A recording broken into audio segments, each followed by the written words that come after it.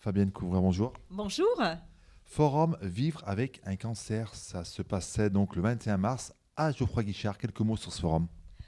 Un forum qui nous donne la possibilité d'apporter de l'information, d'échanger, de faire en sorte que les professionnels rencontrent des patients, des aidants, et donc qu'il y ait vraiment une interaction entre le soignant et le soigné. Des ateliers, des conférences, beaucoup d'associations présentes ici, parce que beaucoup d'associations accompagnent les malades, comme la Ligue contre le cancer. Oui, oui, on est plusieurs acteurs, bien sûr, à accompagner les personnes malades et les aidants. Donc, ce forum, il est l'occasion de leur proposer d'avoir un stand, de partager avec ce public qui vient nombreux, de se faire connaître.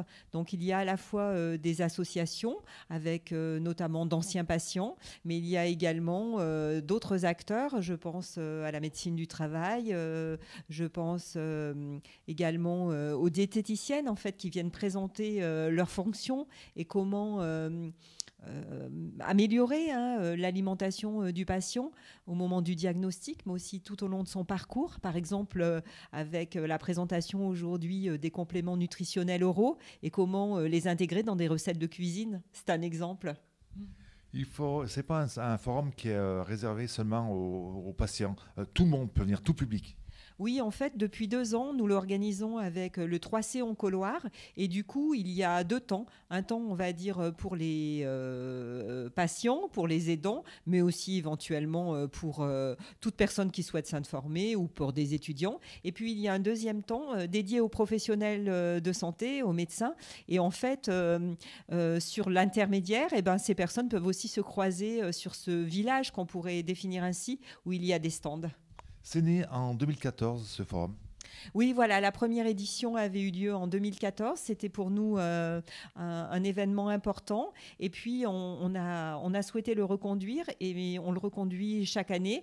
Et depuis donc l'an dernier, nous le coportons, ce qui facilite notre organisation.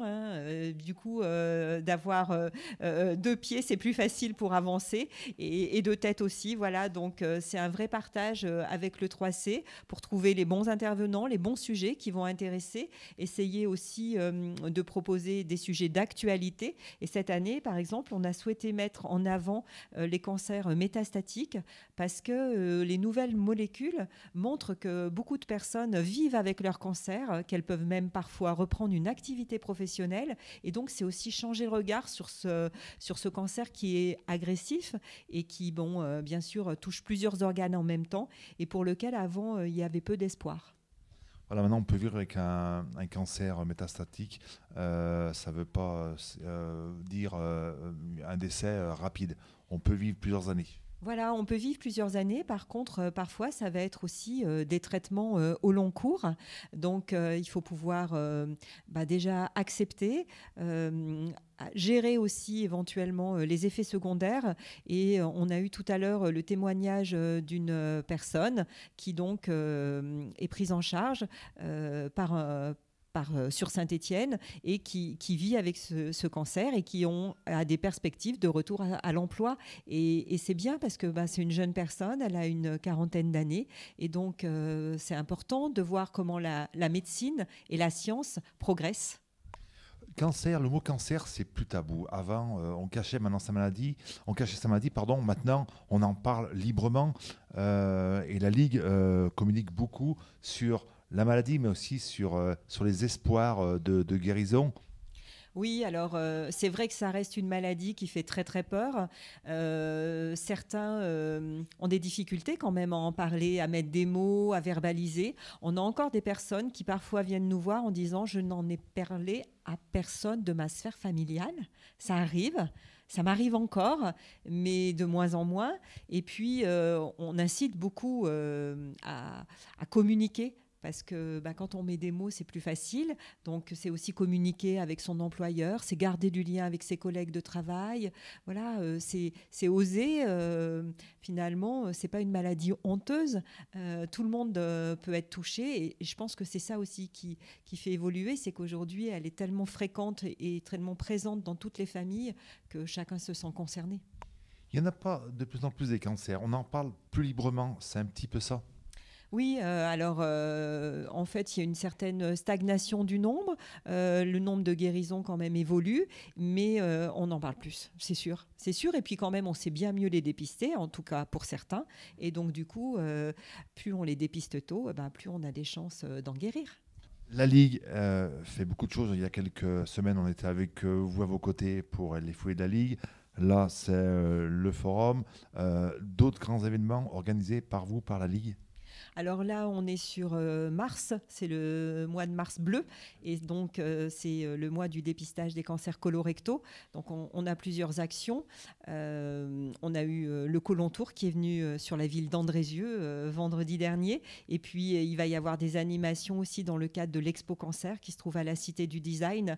Donc je pense qu'il faut vraiment suivre un peu notre actualité parce qu'il y a beaucoup d'événements à venir. Il y a des tables rondes aussi qui sont organisées dans le cadre de cette exposition et nous y participons à travers le témoignage d'une patiente ressource témoin.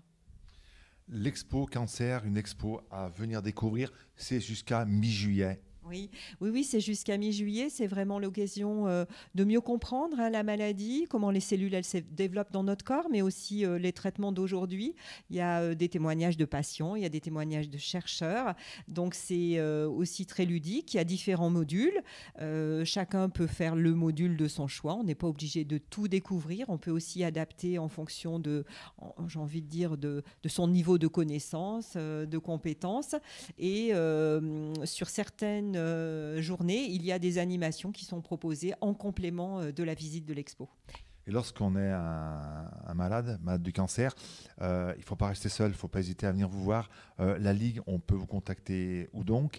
Et comment la Ligue peut aider un patient qui a peur? Alors, vous voyez, je viens de terminer, de modérer une conférence dont le sujet était devenir acteur de sa maladie. Et être acteur de sa maladie, c'est accéder à de l'information, c'est pouvoir faire des choix éclairés. Et donc, du coup, la Ligue, elle peut aider à ces choix éclairés parce que parfois, ça peut être préparer sa consultation, ça peut être savoir mettre des mots et évaluer une douleur, la retranscrire, cette douleur, à un professionnel pour qu'il la prenne mieux en charge. Ça peut être connaître ces risques éventuels de dénutrition, comment s'alimenter avec ces traitements. Et donc, autant de sujets que la Ligue, sur laquelle la Ligue travaille. Donc, nous, on développe ce qu'on appelle des soins de support. Donc, c'est des soins qui vont permettre de compléter le parcours du patient. Donc, c'est pendant ou après les traitements.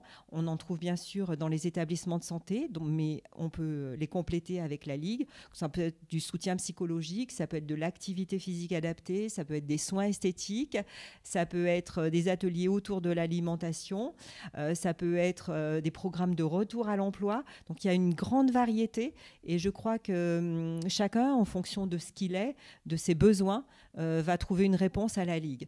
Il peut y avoir également un accompagnement social et financier puisque on aide les familles qui parfois ont des diminutions de revenus ou ont des charges supplémentaires qui sont liées à leur pathologie. On travaille beaucoup avec les services sociaux. Donc, il ne faut pas hésiter à nous solliciter. Un numéro de téléphone, le 04 77 32 32 85, qui permet d'avoir un accueil dédié pour les personnes malades et leurs aidants. Et on est sur le quartier, le bas de Tardy, aux 4 rue Émile Noireau à Saint-Étienne. Et puis une adresse mail, un site internet, une page Facebook. Vous êtes présent sur tous les réseaux. Voilà, on est présent sur tous les réseaux et puis j'ai envie de dire qu'on a aussi une présence sur le département puisqu'on a des relais. On travaille avec des professionnels libéraux, on est présent dans certaines maisons de santé pluridisciplinaires, dans d'autres hôpitaux. On complète parfois les offres qui sont proposées. Donc, il ne faut pas hésiter. On n'est pas que basé à Saint-Étienne. On a vraiment une capacité à orienter le patient aussi vers des partenaires à nous sur l'ensemble du territoire. Merci beaucoup, Fabienne. C'est moi qui vous remercie pour votre accompagnement et votre soutien.